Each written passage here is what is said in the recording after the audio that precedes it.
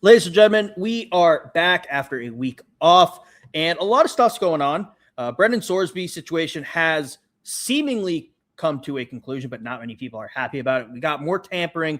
College football's dead. Nick Saban's trying to save it. However, some of the dumb things the NCAA is doing, like playing games internationally, is starting to end as well. Games are being moved back around, and a whole lot of other shenanigans, so stick around.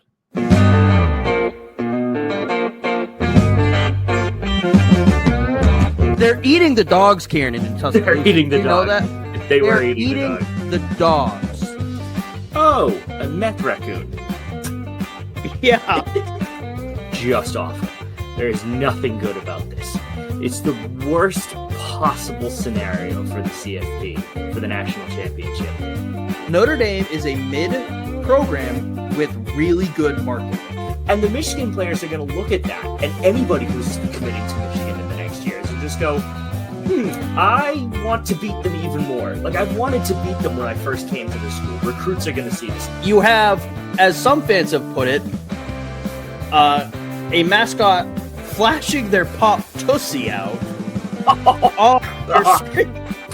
Oh, God. That's going to be part of our intro next year. Oh, shit. Hello, Ciarnan. How are you doing? I'm doing as well as I can. That's true. We're still a ways away from college football, but the World Cup does start this week.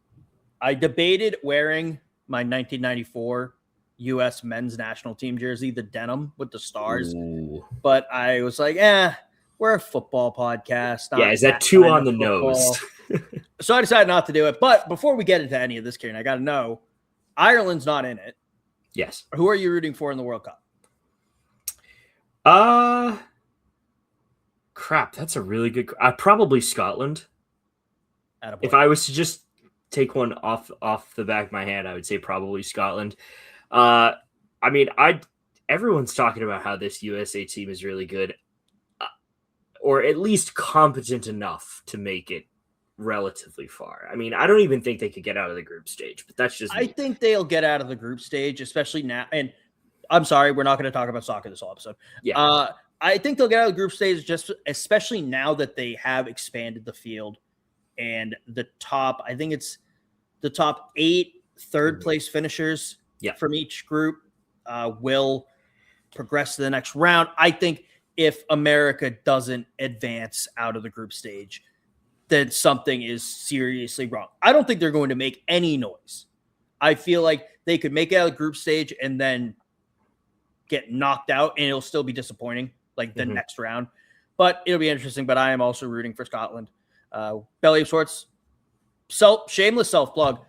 I collected some votes from Belly of Sports personalities and put that into our onto the website. So go check out bellyofsports.com to see my latest post on that. But Ciarnan, back to the football we all actually care about. The proper kind. The proper kind, the kind we love and hold so dear. And Ciarnan, finally, after a long time, justice for Mike Leach. They changed the threshold for getting admitted into the College Football Hall of Fame to $5.95, allowing Mike Leach to get in. He is on the ballot. I'm going to cry if they don't vote him in. It would be a crime. It would be the worst thing imaginable. But tell me it wouldn't be on brand for college football. Oh, it would be extremely on brand. And that's the arguably disappointing thing. Because you're like, okay, let's lower the threshold purely to let this happen. And now let's not vote him in. Yeah, it's ridiculous. It would be ridiculous if they did that. I am very much pro Mike Leach getting in. I think the fact they had that threshold is stupid anyway. I think they should have gotten rid of it entirely. But I'm glad they're at least making steps to correct that. But as that's the best piece of good news this entire week. The rest of it is downhill. Oh, yeah, this whole episode is going to go real downhill. We make the joke all the time. Welcome back to the shenanigans. This time, the NCAA is strictly the shenanigans here. North Dakota State got in trouble for tampering violations because their assistant is the dumbest person ever found. He submitted a player's transcript to go, hey, this guy wants to transfer here, so let us know if you can get in. He wasn't in the transfer portal. Perfect. Ken, what are your thoughts on North Dakota State's tampering or North Dakota State getting probation? If this was an FBS school, I would say this is ridiculous. This is a dumb thing. Sorry, not to cut you off. Quick correction. It's North Dakota. Yes. Sorry, what did you Not say? North Dakota State. It's the University of North Dakota. I do not want to slander the good Bison. Yeah. Okay. Sorry. If this was any other school, this would be arguably a really boring thing that's kind of happened already and half pointless. I mean, it would still be adjudicated the same. It wouldn't really matter. The fact that it's North Dakota makes this ever so slightly funnier because it doesn't really matter. And it's like, oh, let's just try our luck and see what happens. I'm not necessarily upset by the tampering. Everyone tampers now. Nobody listens to those rules. Yeah. It doesn't matter. The stupidity of it makes me want to give North Dakota the death penalty. At least that assistant coach. It's how stupid are you? Yeah. Did you not even check? A quick Google search, to be honest, probably could have gotten that answer for you right out of the way. But, Karen, as we're talking about the transfer portal and tampering, the NCAA did eliminate the spring transfer window to allow teams to get their roster set going into the summer so they can figure out next season. And nobody was ever going to find a loophole around that. I'm sorry, what's that? I'm being told, Kieran, that someone has found a loophole in UCLA quarterback Carson Gordon has entered the transfer portal as a track and field athlete who also plays football. This is insane that they didn't think that this was a possibility. It's not like we've never seen a multi-sport athlete in college. It's almost like the NCAA made a dumb decision here. Really? Again? I know. I'm shocked. I thought they would have learned their lesson after the 5 millionth time, but apparently not. Once is a lone statistic. Twice is a coincidence. 3 times, now you're taking the piss. This is the most obvious thing to do, and yet they still somehow missed it. That is, you know what? I'm actually going to commend the NCAA for being more incompetent than I thought they already were. It's like that guy who loses the last little bit of hope he had that he didn't know he had. That's what I'm feeling now. It's like, surely we're there. Yeah, it's bad. It's dumb. It's horrendous. But hey, at least now, if Texas Tech decides they don't want to deal with the Sorsby stuff, they got Gordon in the transfer portal ready to go. He did play wide receiver at UCLA. He's going in as a quarterback athlete. Who knows what will come of that? And we will get into the Sorsby stuff momentarily because that's just going to take up a bulk of our time. Kieran, any other thoughts on Carson Gordon hitting the portal as a track athlete?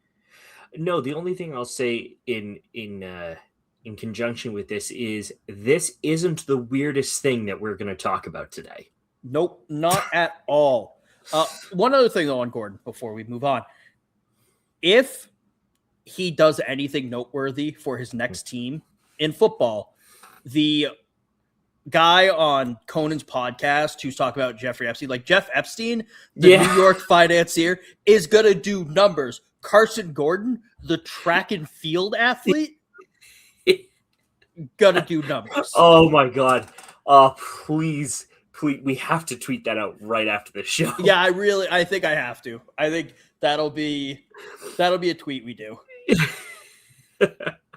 Unfortunately, because we didn't record last week, I didn't think of it until now. That is like week-old news, but I'm hoping someone will get it. Yeah, we're still going to post it. Don't worry. Yeah. But yeah, so that'll do numbers, and we could be the first here. So we're probably not the first. Someone else probably did it, but it's fine. But we're going to move on to your old coach, Kieran. Yes. James Franklin has already made his contract back. Virginia Tech has received the largest donation in their history of $75 million, primarily going towards athletics. They also received an anonymous $20 million donation in December, also towards athletics. So James Franklin's a good investment right off the bat, Ciarnan. It's hard to deny. Any word on the largest donation Penn State has gotten since Matt Campbell has gotten there? Not to get Matt Campbell for his buyout, but since he got there. I don't know of one. I'll tell you that much. Yeah, it's one of those things. Like, I'm like, God damn, why did we let Franklin go? But at the same time, I'm like, obviously we know why. But yeah, I guess here comes Virginia Tech. Watch out for them in the ACC. It was time, Ciarnan. It was. Oh yeah. It was like when you have your childhood dog, and you see him every day, starting to get a little slower. Yeah. Just kind of bumping into stuff, and then one day he just can't get up, and you got to make that call. That was James Franklin at Penn State. Yeah, that's a weirdly accurate analogy for that. And I don't like it, but at the same time, I respect it. He was never a great dog. He wasn't like Lassie or anything, but you loved him. Yeah.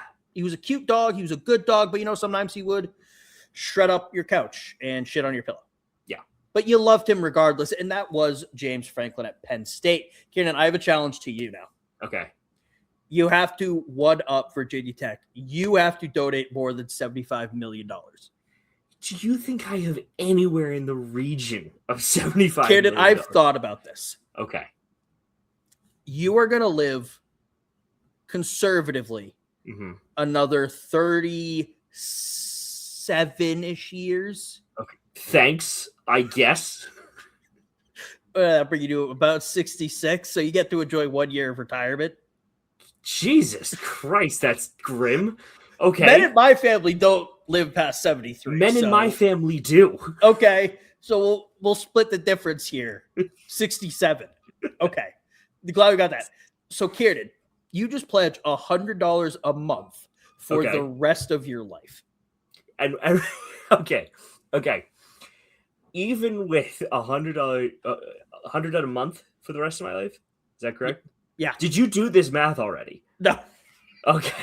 No, I don't know what that is going to be. Not that much. $44,000.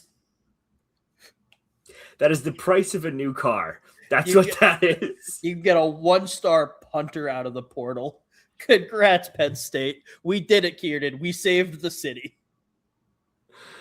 And then you also pledge $100 every month of your child's life and their child's life. You basically put your lineage into indentured servitude for our glorious nation of Penn State University. As much as I hate that. Fine. Ciarnan, hold on. With this deal with the devil, do we get a national championship? It depends on how far down the line your lineage goes. Because look, Ciarnan, if AI can make a bunch of money off investors because they're just going to say, in 1,000 years, we will make $1 trillion, then I think Penn State can get a 5-star quarterback by going, this person has pledged his entire bloodline to the cause. So you should come here. We'll give you all that money. All right. Fair enough. No, Penn State's definitely gotten a higher donation than $75 million. Oh, yeah, they have. I just don't know anything under Matt Campbell explicitly. Yeah, that's fair. But while we're talking about Virginia Tech, we're going to stay in the great state of Virginia. Virginia versus NC State was supposed to kick off in Brazil, the first time a college football game has ever done that, to start the season at week 0. Well, Ciarnan, that has been canceled, and the game is moving back to Charlottesville for a stateside matchup between the two schools. Good. Yep. This was getting out of hand. We needed to stop this. Yeah, it was the right decision. Thank God. Thank God it was made now and not like in September, 2 weeks before the start of the season, or rather 2 weeks after the start of the season. Yeah, I'd say it's week 0, Ciarnan, so they would have missed that boat. But yeah, no, it's stupid. It's just give us the Aer Lingus Classic. If you want to play a game in Canada sometimes, okay, I guess. That's it. That's enough. Yeah. enough international games for college football. But Ciarnan, Nick Saban is really in the news lately. It seems like he's in the news more since he's retired than when he was playing or coaching rather. He went in front of Congress and asked them to bring order to college athletics via the Save College Sports Act. A lot of conversations about this. I'm not going to go into what the bill is. We talked about that ad nauseum. We talked about Nick Saban's thoughts on it.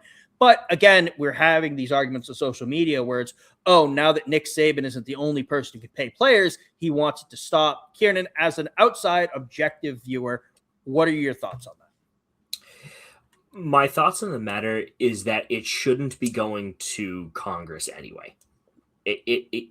There is a governing body that regulates college sports already. It is called the NCAA. We, granted, crap on them quite often. However, the Congress should only get involved when the overall governing structure of it is no longer there. And what I mean by that is there is already a regulating body, and the government of the United States should not be involved with a athletic event in any capacity. Actually, I think just period. They shouldn't be, because it's irrelevant to them. It is not an actual issue that needs to be debated. Let the teams and the ADs and all that jazz figure it out for themselves. I get where you're coming from. I'm not saying you're wrong. However, when this governing body has shown a complete ineptitude over the past 10, 15 years, I'd say. They were still making dumb decisions previously, but now they have essentially been neutered by the government, partially with the fact they have to allow NIL, which is a good thing, and the transfer portal and all that. When the NCAA has shown a complete inability to do anything correctly, then it sort of is the job of the government to step in. It's like the motor industry in Detroit. It's like the banks on Wall Street during the housing crisis. Basically, what I am calling the NCAA is a failed institution. And what the federal government does to failed institutions is bail them out, give them a lifeline, whether that be monetarily, whether that be trying to help them put Pandora, the evils of the world back into Pandora's box, whether it's sending $50 billion to the Middle East. It's doing something to help out industry. And that's what college football is become, a failed industry that needs a bailout.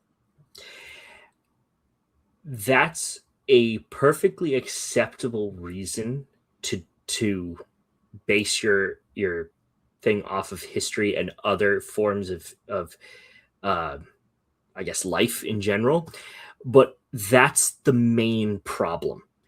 We need to stop doing that.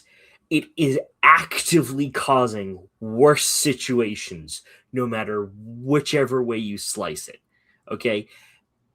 The government does not need to involve itself in entertainment, specifically in entertainment that generates a ludicrous sum of money every single year. If you want to do something worthwhile, subsidize the arts, subsidize music, subsidize commission, artists. Do something genuinely valuable for the other half of us that live without college sports.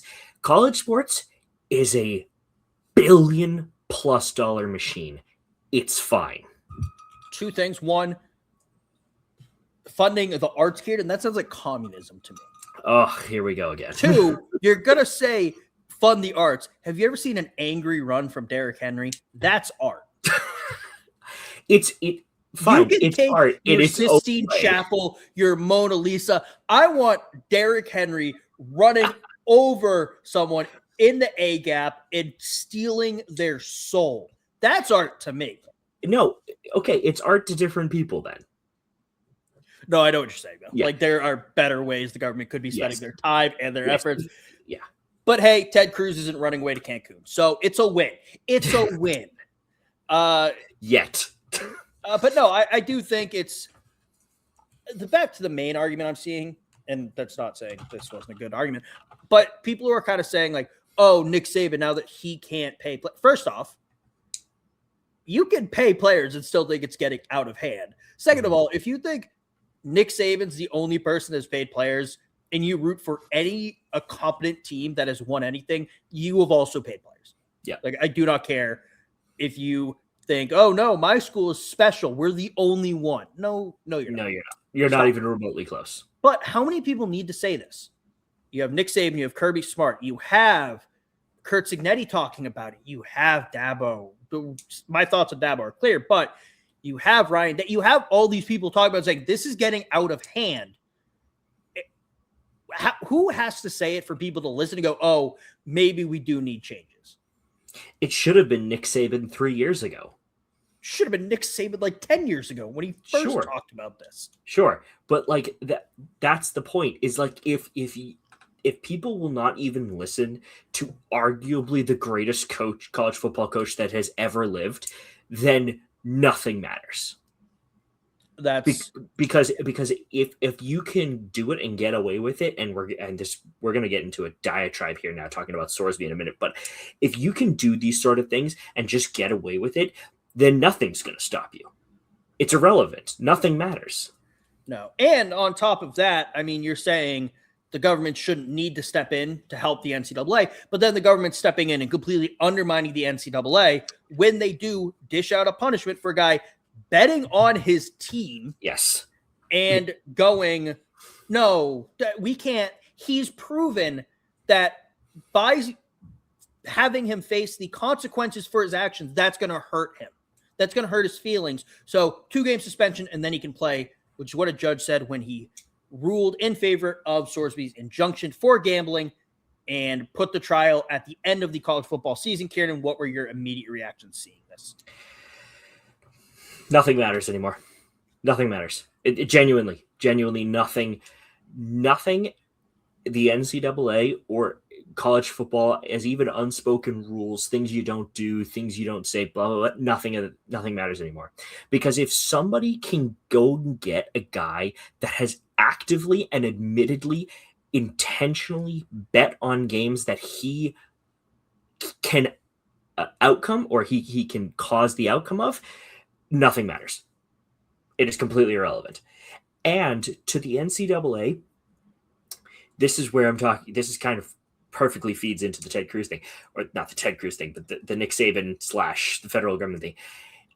If the governing body of the sport that we are talking about can no longer adjourn and dish out its own rules, they are a completely and utterly defunct organization, and they will not be here in 5 years. Yes, the NCAA sucks, and they are being destroyed both by their own stupid decisions, but then when they actually seemingly make the correct decision, outside forces are undermining them. I did see someone on Twitter go like, oh, well, he didn't bet that much on his team. So you admit he bet on his team, and right. He should be suspended. Or banned, actually. He bet. He bet. Point blank. Done for the year. At minimum. I go back and forth on that. I think betting on college football, that's a hard line that you have to hold. Look, I understand he had a gambling addiction. He got help for it. He probably should have sought help before it reached that point. But look, if you're betting on soccer in old Soviet countries, I don't care. You can't impact that too much. I think, though, it becomes, and I'm not trying to say it's a slippery slope. I'm not trying to form that argument, but it becomes an issue of, well, if he has a gambling addiction and his buddy is on the baseball team and his old roommate is now on the Saints, how can he impact those games too? So I see why you say no betting at all. It is hard to tell, but it really comes out. He needs to not play ever again. Yeah. I don't know if it's the NCAA needs to say, hey, Texas Tech, the judge said he's spent 2 games and then he can play. Any game he plays in, we said no, is going to count as a forfeit for you. Honestly, that's a great suggestion for the NCAA. And to our point, right? we have criticized the NCAA a lot over the past 5-ish years. Deservedly so. They have made stupid decisions, and we disagree with how things are being run. At the very minimum, at least they used to be able to hold their own ground. If you broke the rules, we can argue if they're stupid rules or not, but if you broke the rules, there were consequences. Now, it doesn't matter. It literally doesn't. And everybody rightly says, yeah, okay, fine. If that's the case, then there's no point in playing anything. The 12, 14, 2014 playoff is irrelevant now, because if any team can even slightly determine the outcome of a particular lineup or a particular order in the playoff, then none of it matters, because it is fundamentally corrupted at the core. Yeah, and people kind of say that, oh, it's basically just become a minor league as a negative. I think at this point, if you just make it a minor league system, it'll be better. Yeah, because arguably. Going back to something like Deflategate in the NFL suspended Tom Brady 4 games. Tom Brady sued the NFL, and the judge basically said after he was found that he couldn't be suspended, then the NFL appealed the decision. But that judge basically ruled, yeah, you signed sort of a contract and you're part of the Players Association per the collective bargaining agreements. The NCAA or the NFL can punish you for whatever they want, whenever they want.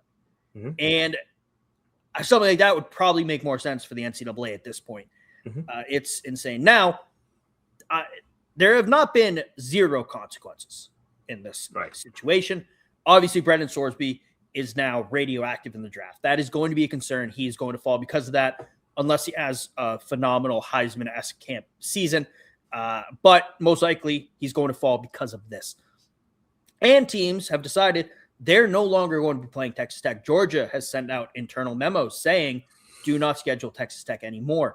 The Big Ten has come together, and they're discussing no longer playing Texas Tech in any sport, not just football. I think that is not a little ridiculous. People are arguing it is because they did not make that decision. They might not have known about the gambling. They didn't make the decision that he was going to play, but they're going to play him now. So I do think if these other schools want to go, it's not going to play you anymore. That's more than fair. We'll send a message and hopefully kind of prevent this sort of thing from happening again. And who knows, maybe Texas Tech now won't play Brendan Sorsby at all. Ciarnan, what are your thoughts? I think it is absolutely brilliant that the other schools, particularly Georgia and Nebraska, who kind of hopped on it first, and that's the two big names that we know about, said we're not going to do it at all, because that's the kind of actual consequences that you're going to generate from somebody who has bet on their own team to win. Whether or not it impacted anything at all is irrelevant.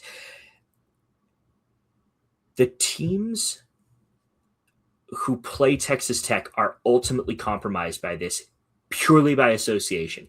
And that's no fault of any of the other players on Texas Tech's football team or any other players on any of the other teams, whether it be softball or badminton.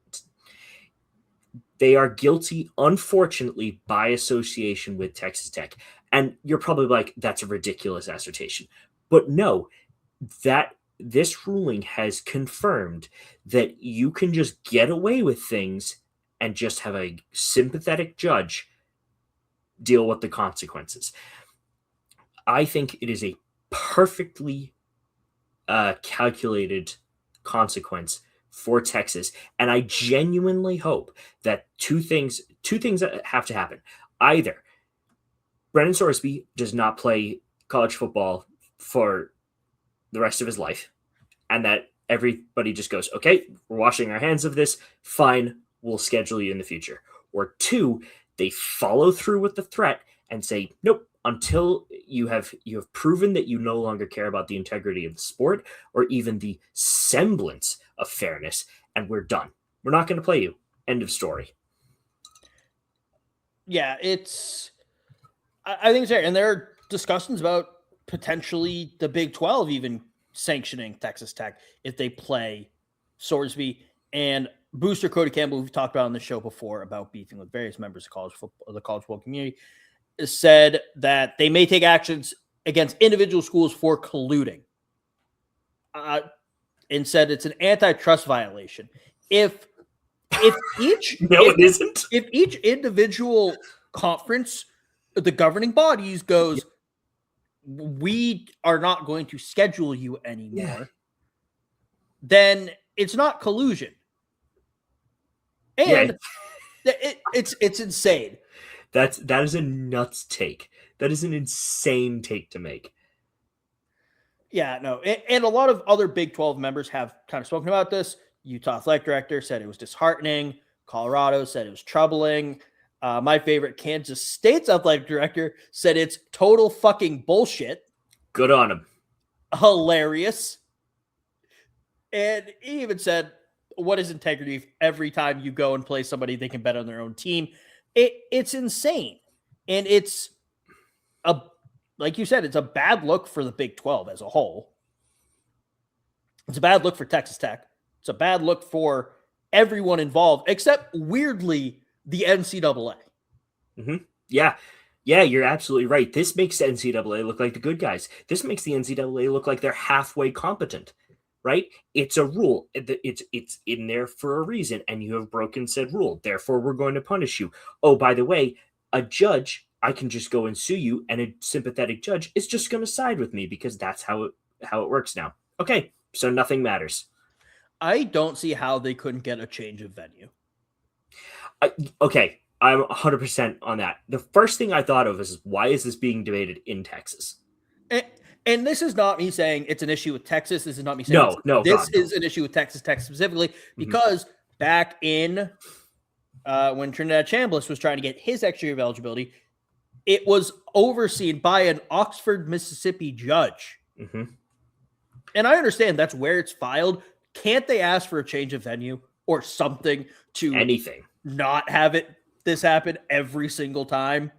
And to go off of that, right? To go off of that, Judge Ken Curry, who was the judge who adjudicated the injunction, you're like, oh, what affiliation does he have to Texas Tech? Well, actually, technically none. And I looked this up because I was very curious about it. He got his bachelor's degree from UTSA, and then did his JD at Houston. So he has no reported links for Texas Tech. And you're thinking, okay, so the conflict of interest is now out. Fine. Now, is the NCAA appealing this ruling? Of course they are. They're going to the Court of Appeals in the 7th District of Texas in Amarillo. All 4 judges on the panel are Texas Tech graduates. Yeah, and that's part. I also, though, think regardless of where the judge went, it was in Lubbock. Yeah. Yes. You cannot rule against Texas Tech in Lubbock if you value your life. Yeah. And here's the other thing, right? Even if these 4 judges, who are all Texas Tech graduates by JDs, I believe, which is the law degree. I just wanted to check I just wanted to check to make sure I'm not misquoting there. Oh, okay. But from what I can see, they're all JDs from Texas Tech. Anyway, even if they come back and say, yes, actually the NCAA is right and they can ban you from this, it no longer matters, because the conflict of interest between all of these varying parties now this is the final domino to fall. This is the last thing where nothing the NCAA does matters. The NIL is completely corrupted, essentially. It doesn't even matter if they rule in favor of the NCAA. I guarantee you this is the last domino to fall. We will see. The NCAA will not exist in 5 years, and I said that earlier, but I am going to call it now. I am not wrong. I am just early. Charlie Baker needs to retire for like 3 months, bring back Mark Emmert, who also was an idiot, but he'll clean it up real quick. Now, he'll do it like a dictator, but we honestly, we kind of need it at this point. For college football, for the NCAA as a whole, yeah. And also, not to say that these judges or that I'm better than any of these judges. Look, if a 5-star was transferring to Alabama and it came out, he bet. He bet against his team, especially if it was like Auburn or LSU. He bet against his team every week and tried to throw the games. And I was judging like, good on you. Just don't do it. Don't do it in Tuscaloosa. Now get out there, champ. That's how it would go. I am no better than them. However, I'm also not a judge put in that position. Thank God. Thank God, Kev, because otherwise we would have some really messed up things. I also saw someone else's thoughts. It's like, oh, Brendan Sorsby throwing a couple bets is a problem, but Georgia players speeding and crashing and killing people is not. No, we also have an issue with that. Yeah. Who was that? Was that Cody Campbell, the Texas Tech booster, who said that? I think it was. And okay, first of all, yes. And you know what happened to those guys? Consequences. They were arrested. Now, did they make bail? I don't know, but they were actually arrested, and it will go on their criminal record. Yeah, it's also an issue. We're not saying it's not. No, we're not. Yeah. It is objectively worse. People's lives are in danger, but again, neither are good. No. But all right, Ciarnan, I think we've talked about Brendan Sorsby enough on this show. We're now going to have some fun. Oh, and that wasn't? It was a little fun, but we're going to talk Pack 2, now Pack 8, 9 logos. Whatever. Does it matter? Pack whatever. They're back. Pack it up. Nope, they're back here. They need to unpack it. But here to Pack 12 logos. I know we've been going against minimalism. I kind of like the most recent one. Yeah, agreed. It is. I'll say this. Strong across the board again. Yes. Very strong. I would go with any of those, but you're right. The bottom right modern one is the best. There's something nostalgic about the top left. The Pack 10 with like I don't even know, sunbeams, triangles, and above it. But I would also point out, unless I'm going crazy, there are gradients in the middle too. So out. Out on it. He hates a gradient. I hate a gradient. Although, Ciarnan, I remember what I said. Least defensive gradient. Let's be real. That is true. Remember what I said about sailor hats, by the way? And you hate the next one? Oh, yes. We're going to get to that. My opinion on sailor hats is going to be challenged in this episode. Ooh, not good. Washington State. I kind of like the top left. Yeah, I'm with you. I'm with you on that. I'll say this. It's not my favorite, but it is a strong contender. It is. The top right one, by the way, that is, I found a PNG of it, but it was a clear background too. The cougar head is supposed to be white in that, so I just went with the white box around it. Mm-hmm. I think it's out of top left or bottom right, the current one for me, though. Yeah, I'm with you. Those are definitely the top two. The bottom left kind of just looks like a blob. And I'm not entirely sure I'm looking at a wildcat or whatever, a cougar, I guess. No, it's not good. Yeah, it's not good. I mean, maybe it looks more like an eagle, if anything. Yeah, kind of. Anyway, it's irrelevant. It's not good. The white background is like, it's fine. And if it was standalone, it'd be good. But like compared to the others, that's a me issue, not wanting to actually do anything to make it look the way it should. Oh, I realize that. Okay. Yeah, I'm not suggesting that square is the actual thing. Yeah, I get that. But I'm just saying, like, if that was a standalone logo, it'd be perfectly fine. Yeah. But given the fact that they have changed it over years, I think the bottom right, in my personal opinion, the modern one is the best. I do agree. I think I like the top left, the idea of it. I think it's showing its age, though. So if they came out with a modern one, I'd be all in. Mm-hmm. But all right. Also, usually we do these in alphabetical order. We're doing the schools that saved the Pac-2. first, and then everyone else. Oregon State. Oof, that's rough. It's the current one.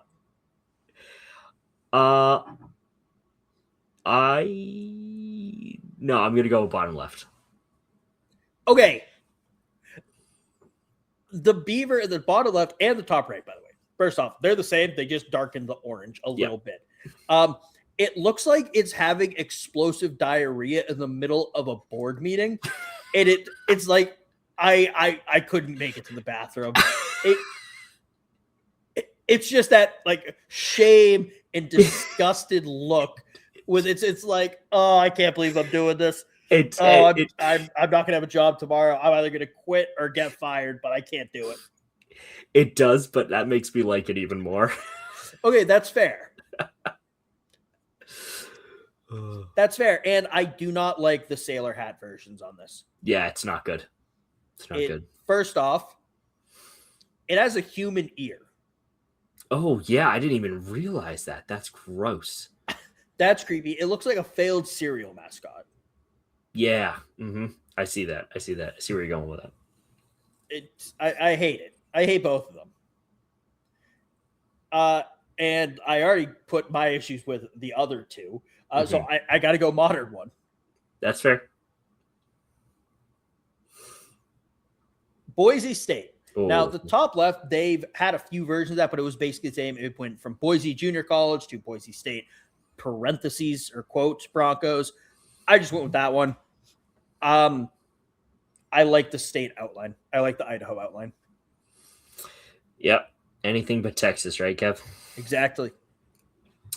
I'm going to go with the one just to the right, the Mustang head the Bronco head with just the Boise State lettering underneath. That's because that is the Statue of Liberty trick play that they pulled off. That's all that reminds me of, and that is a core memory in my head. So it takes the cake. The new modern one looks very nice.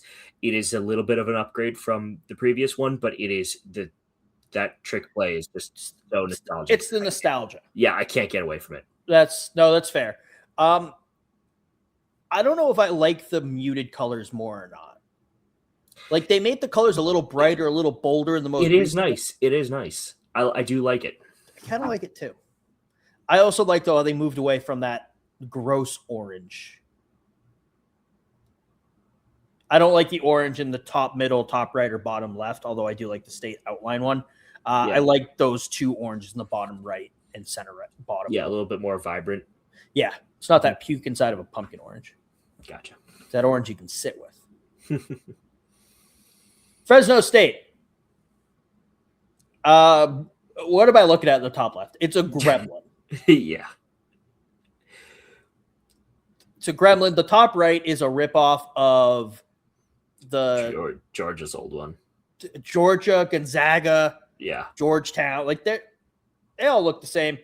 Bottom left and bottom right are basically identical. I like the extra little color in the bottom right. Yeah. The red. Yeah, I'm with you on this. I'm with you on that one. Same complaints about the other ones. Yeah. I believe the V is for the farmers near there. Pretty sure. Oh, I was going to ask about that. Pretty sure. Probably should have looked that up before this, but that's fine. I got so freaked out by the top left. I just was like, I need to stop thinking about Fresno State for a while. Do you think that is what David Carr saw every time he got sacked while playing for the Texans? I mean, probably.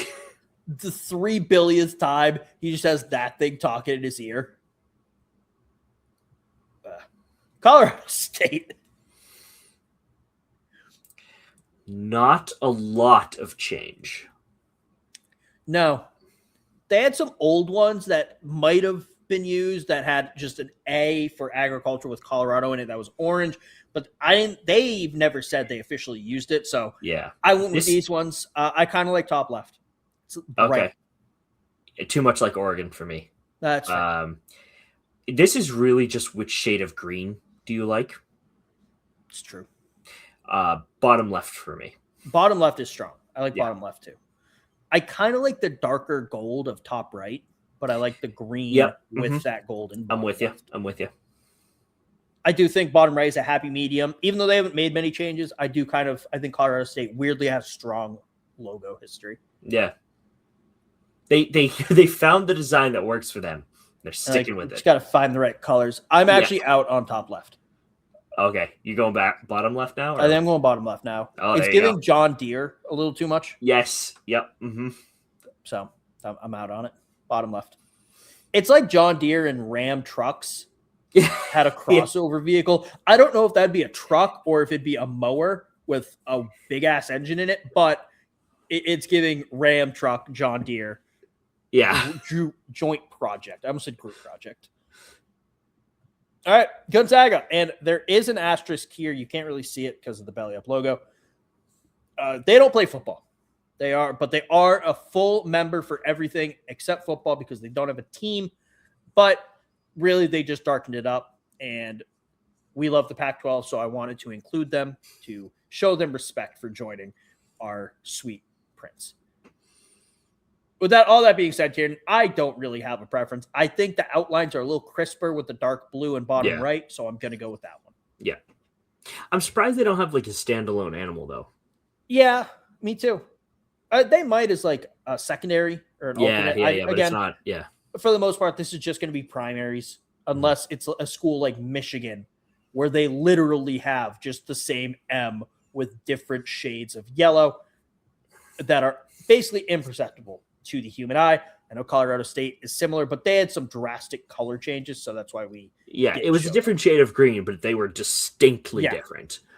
Imagine if you were colorblind looking at the podcast going, and you couldn't tell the difference between the greens. How funny would that be? Person's just looking like, the bottom left is much stronger. And the guy's going like, what in the world are they talking about? It is the exact same thing. If you just learned that you're colorblind because of this show, first off, I'm sorry. Second off, that's hilarious.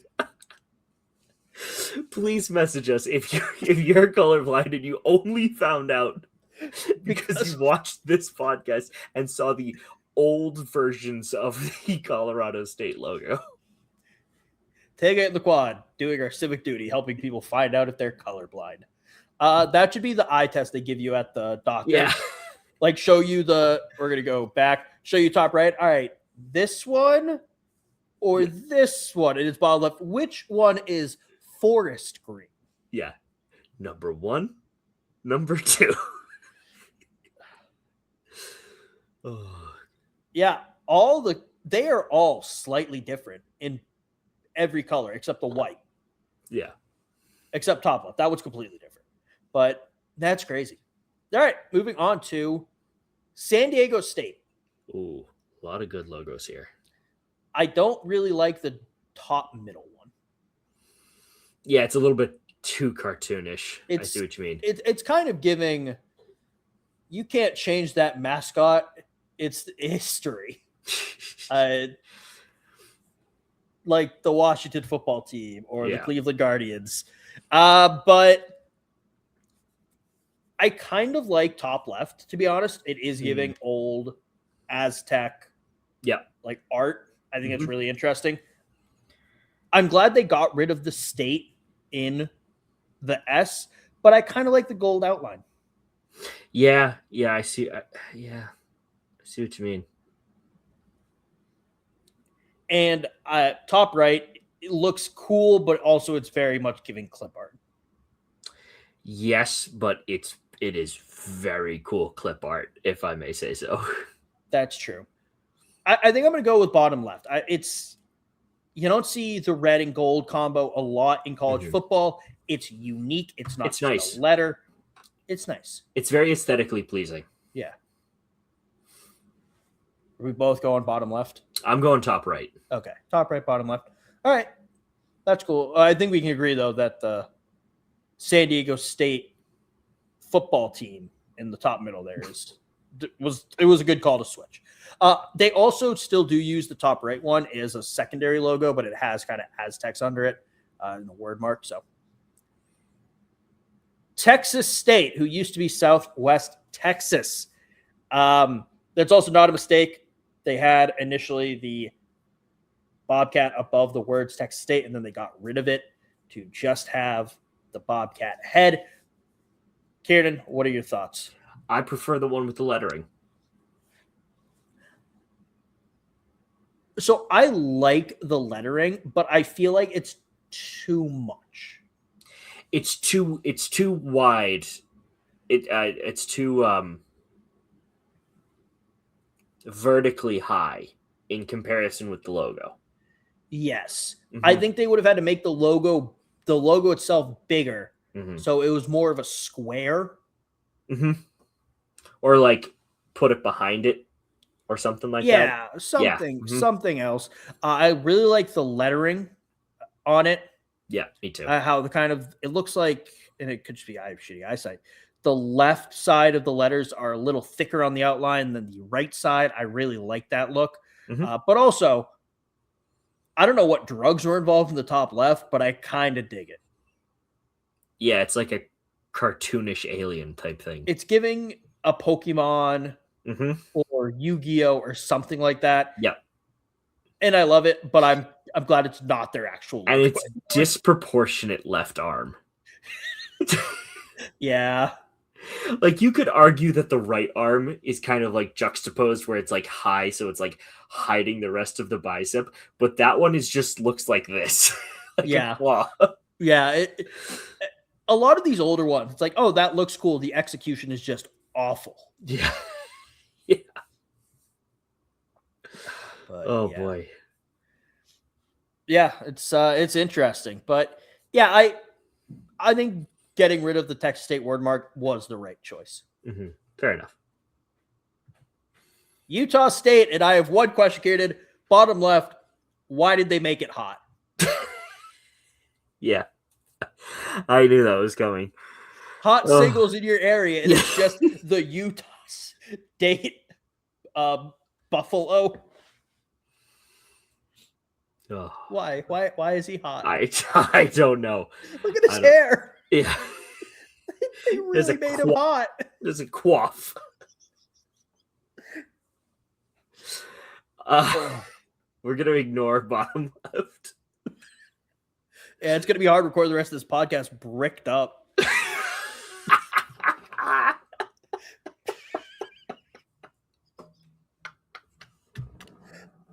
Anyone listening to the podcast is probably very concerned. Anyone watching this podcast is probably even more concerned. Oh, God. Oh, this whole episode's been a shit show. This whole series has been a shit show. Oh, my God. Both just looking at old mascot or logos, but also just the podcast in general. Indeed. All right. I'm gonna shorten this one here and just go. The modern one is the best current one, but all of them are good contenders. Top, middle, Yeah, it's fine. I think it could be better. Again, good idea, poor execution. Yep. I really like the bowl jumping through the U. That is a cool one, yeah. Again, state outline, kind of sick. They're also very proud to be the Utah State University. Mm-hmm. State's disproportionately big. I like the state in the U as well, the wording. Yeah. Utah State, really strong logos. Indeed, yeah. I'm not going to comment again on how hot the bowl is. That's the last one, Ciarnan. We're going to get that bowl off the screen. So, yeah, strong logos from the newly revived Pac-12. Yeah. Which school was your favorite? San Diego, I think, was my favorite. The color scheme really works. Yeah. That red, black, and gold, like, kind of thing that they kind of contributed to each one except the new one, is really nice. Yeah, that's true. It's strong logos throughout. Mine is probably going to be Utah State. Bowl's hot. What can I say? Oh, my God. Can't wait for your wife to listen to this. Oh, yeah, she's going to be concerned. She might agree with me. Who knows? I did show her a couple years ago. I wrote the hottest quarterbacks in each conference on Belgian Sports. That was like 4 or 5 years ago now. I think it was 2022. Sam Hartman was in it. He's the reason I wrote the whole thing. Well, yeah. But I did show her that. So she knew what she was getting into. Okay, fair enough, but at the same time, I think we've drawn the line at humans, and once we get into inanimate mascots, don't kink shame me. I will. I'm gonna get a list of things we're not allowed to talk about in the show anymore. It's just the higher ups going, "Oh, Kev, now we need to bring you into another meeting."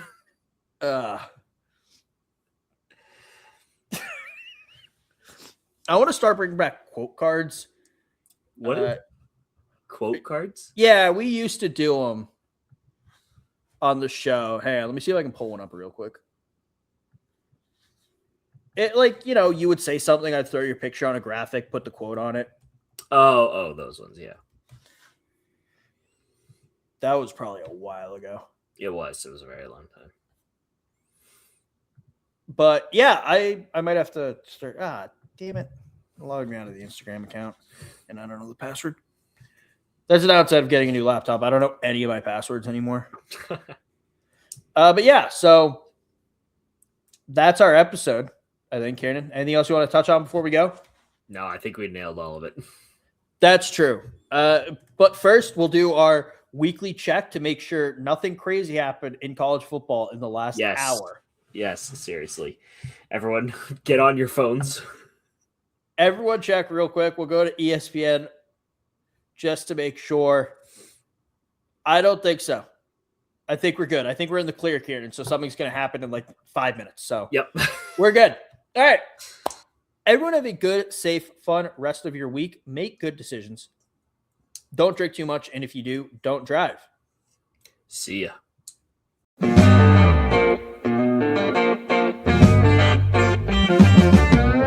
They're eating the dogs, Ciarnan, in Tuscaloosa. They're eating the dogs. You know that? They were eating the dogs.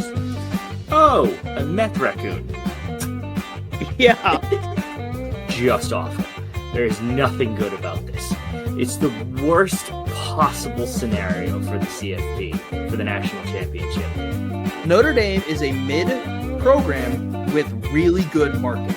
And the Michigan players are going to look at that, and anybody who's committing to Michigan in the next years will just go, I want to beat them even more. I wanted to beat them when I first came to the school. Recruits are going to see this. You have, as some fans have put it, a mascot flashing their pop tussie out. Oh, God, that's going to be part of our intro next year. Oh, shit.